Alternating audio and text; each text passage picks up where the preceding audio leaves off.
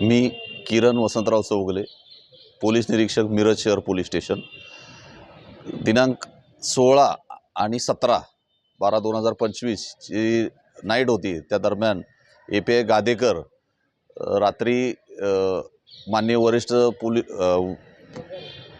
Police अधीक्षक श्री घुगे साहेब, upper police अधीक्षक madam Baravkar madam यांच्या मार्गदर्शनाखाली, तसेच आपले SDPO श्री प्रणील गिल्डा साहेब यांच्या मार्गदर्शनाखाली आमच्याकडे नाकाबंदी, गांधी चौक या ठिकाणी नाकाबंदी रात्री 2 वाजता आयोजित करण्यात आली होती।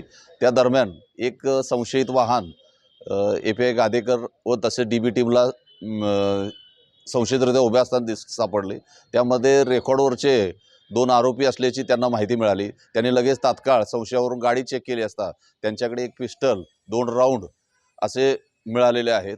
ही कारवाई ही निवडणुकीच्या आचारसंहितेच्या दरम्यान झालेली आहे आणि यामध्ये गाडी, 2 पिस्टल आणि 2 राऊंड असे जप्त करून पोलीस स्टेशन, मिरज शहर पोलीस स्टेशन येथे गुन्हा दाखल करण्यात आला आहे। 325 शस्त्र अधिनियम व BNS 3.5 प्रमाणे गुन्हा दाखल करण्यात आला आहे।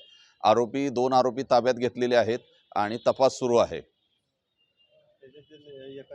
रिव्हॉल्वर यापूर्वी पण म्हणजे संघटित यापूर्वीचे पण गुन्हे दाखल आहेत, त्याच्याबाबत काय तपास चालू आहे?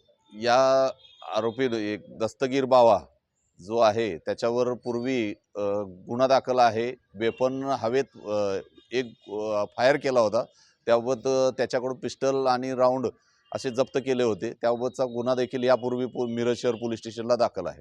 आणि यातील दुसरा जो आरोपी आहे याच्यावर देखील 2014 साली 302 IPC खाली गुन्हा दाखल होता।